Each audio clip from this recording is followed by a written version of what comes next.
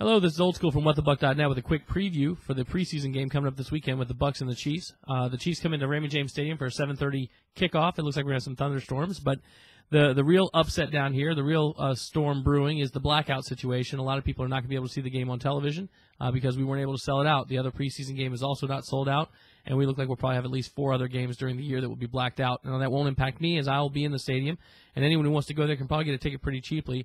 But with preseason being glorified practices, a lot of people don't see the value in that. Now, I happen to see the value, and normally when we do a video on a preview, we do a fair amount of work on the opposing team. With preseason, all teams are really just trying to build their own roster. They're trying to get to their first cut down, second cut down, trying to evaluate their talent. Now, a lot of people think that means all they're looking at 2 through 4. Well, they're also trying to figure out what the 1s and 2s look like when they're together, and they're mixing and matching those guys, and that's exactly what the Bucs are doing. Last week we were fortunate. Josh Freeman went out and had a good outing. He was 4 for 4, touchdown pass, looked pretty good. But 4 passes does not a game make. He's going to get more playing time this week. I was talking to Mark Dominic this week. He said we'll get more playing time out of Josh. And the 1s, we're going to see Reggie Brown get some time with Maurice Stovall being hurt. Plus, they want to see what Reggie can do. When you look at the wide receiving stack rank for the Bucs right now, they're very young, with Aurelius Ben and Mike Williams and Sammy Strouder as a second-year guy being the senior of those 3, looking like the top 3. We got to see what a guy like Reggie Brown can do. He's got a little bit of experience, especially with Mo out. So I expect to see those guys in there. Kellen will get a little bit of playing time this week, but I don't think he'll get a whole lot. Everyone knows what Kellen Winslow can do. On the running back front, a lot of noise about Derek Ward. He had a really bad game last week, not only on the field, but his attitude was bad too. He came out and apologized for that sort of in a roundabout way and has really made a lot of noise about what he's going to do this week. Now, the biggest threat to that, other than his own lack of ability, and I don't know if it's really lack of ability or want to, I don't know what it is, because he certainly knows how to play the position, he just didn't get it done last week, is Kareem Huggins, the dark horse out of Hofstra, camp darling, kind of the guy that everyone wants to see get a shot, has vaulted himself ahead of Clifton Peanut Smith and is really making it an interesting case here, especially with Smith having a little case of fumbleitis, that this is a former Pro Bowler that may not make the team. So when we come into this game, there's a couple of keys that we're going to want to see from the Bucs' perspective. We want to see the running game really be able to establish itself, not just for Cadillac, who should get some touches at the beginning, but Derek, if he gets a chance to get in there, Huggins, and then Clifton Smith. And then we got Brown, who we just picked up, who looked pretty good as well. We got a couple of guys that can tote the rock. Now, we also installed a lot of work for our fullback, who is Ernest Graham, converted over from tailback, a play that I happen to like a lot in short yardage. It turns into a much more dynamic play when you have a guy who can run like a tailback out of that fullback position and still run with power. I also expect to see us try and really get the screenplays working, not just the screenplay from the back, but also the bubble screens. Coach Olson's been working a lot of that on install. I expect to see us try and work that against Kansas City. Now, on the defensive side of the ball, we'll finally get a chance to see both young tackles in there. McCoy got a lot of doubles last week. He was usually playing with Ryan Miller on his side. We got Brian Price making his debut in preseason. He's been amazing in camp. We're hoping that'll translate onto the field. We're also going to see the debut of Myron Lewis, the cornerback spot. Now, E.J. Biggers has done really well in camp and seems to have solidified that spot on the other corner opposite of Aqib Talib.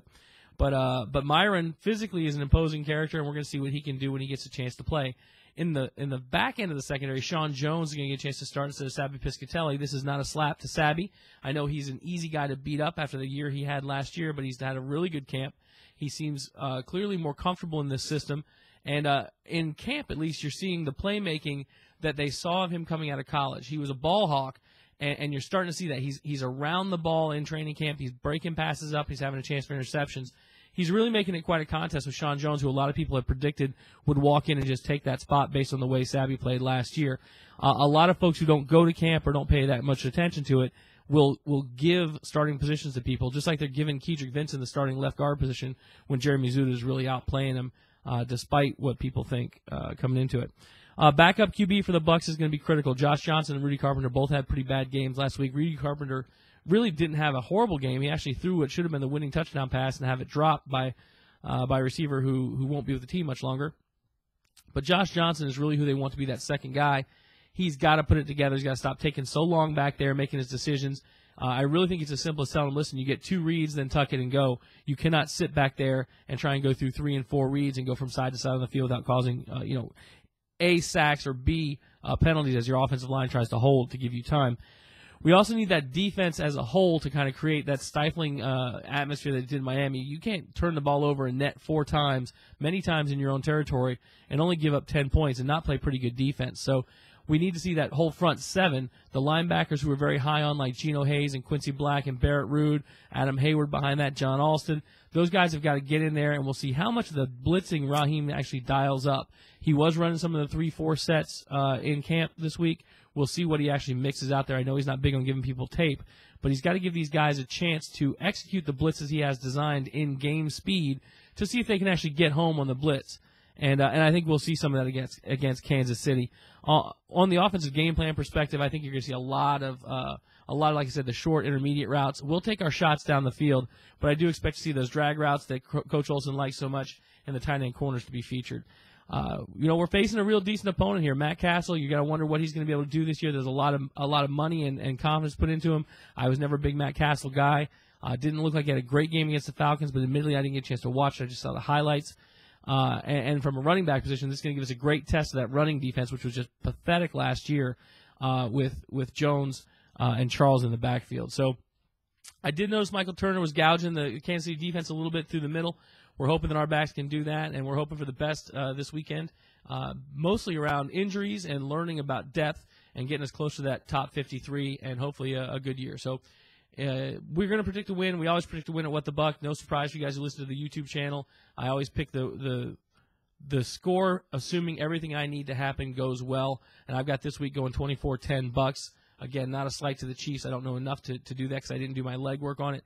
But I do think the Bucs are going to start putting some things together on offense. And I know that this defense with its team speed is going to start scoring. I just don't know when it's going to be, and I'm hoping it's going to be this week. I look for a big game out of our tight ends, and I think Styles White's going to remind people why he was a pretty doggone good defensive end. And we get those two defensive tackles in there drawing the doubles. I think he's going to open it up for those guys, whether it be Styles or Kyle Moore or Bennett or Crowder. You're going to see some of that pressure off the side. Thanks for tuning in. Rate it up, comment it up, let me know what you think, and I'll see you guys after the game.